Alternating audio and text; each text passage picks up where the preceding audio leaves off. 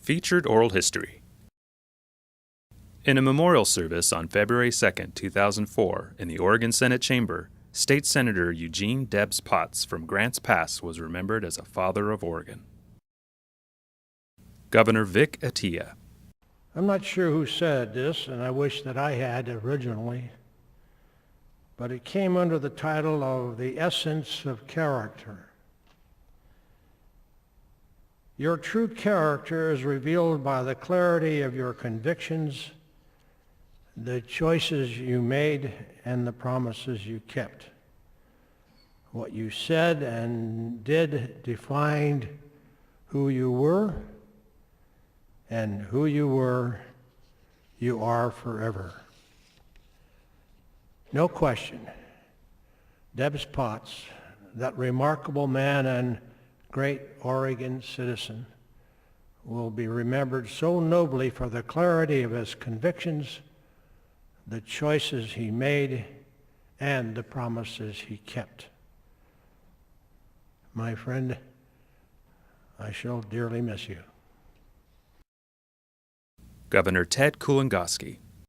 He loved and visited almost every square inch of this state, and his mind was as restless and energetic as his body.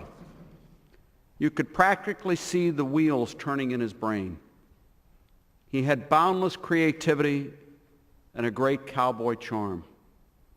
His down-home style made it easy for the rest of us to pretend that he wasn't smarter than the rest of us.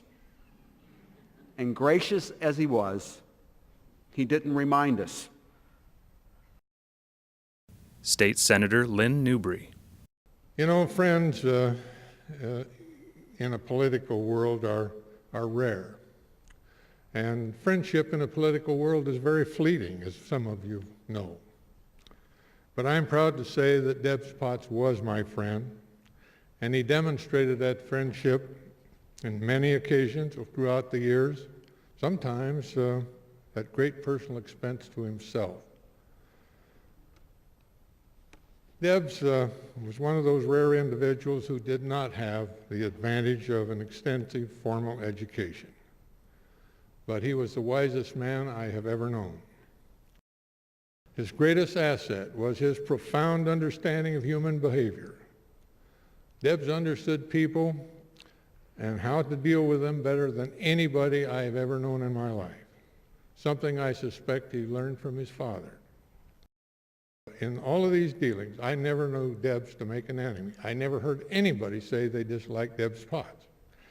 In fact, on many occasions, I observed members of the Senate, irate as could be and madder than a wet hen, go into Debs' office to complain about something, and in a few minutes they'd be walking out laughing. United States District Court Judge James Redden. He was, as has been said, one of the wisest people that was ever born, certainly one of the kindest, and certainly the friendliest person I've ever known. I fought with him when we were serving together or apart in the legislature several times. Once I even voted against a Rogue River Coordinating Council vote because I was mad at him, and that was a mistake. That was not funny to Debs Potts. But, you know, my wife Joan and Bobby would not allow anything to occur between Debs and I, and they just, you know, so we did say friends, good close friends, all these years. And as I was driving down here, I got a message from Harry Boyven. I still get them. And I know I'll be getting some from Debs when he settles down.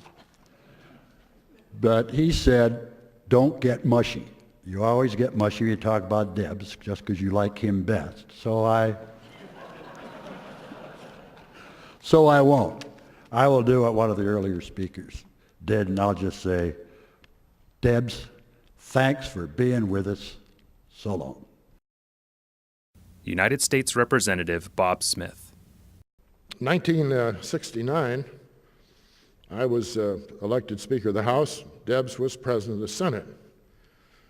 We got along famously. I agree with others who said they hardly had a word ever with Debs Potts.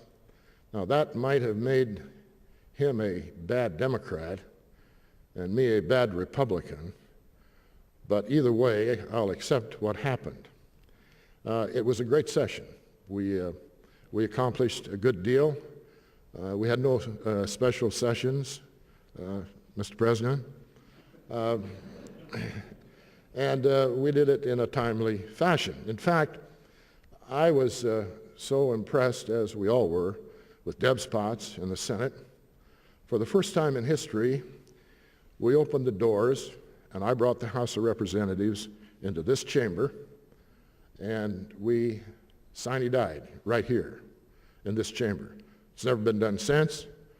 It was never done before. But I did it out of respect for Deb's Potts. State Senator Jason Atkinson. He did cast a huge shadow. People who have followed in his footsteps in the Oregon Senate and this beloved chamber would say the same thing. Brady Adams once told me, when you run for the Senate, Jason, people are going to ask you what kind of person you are. I said that was strange. I remember doorbelling one time outside of Grants Pass, and I knocked on this door and somebody said, "So, are you a politician or are you a Deb's Potts public servant?" I thought that was strange. I said, well, I certainly hope that I aspire to be like Deb's Potts.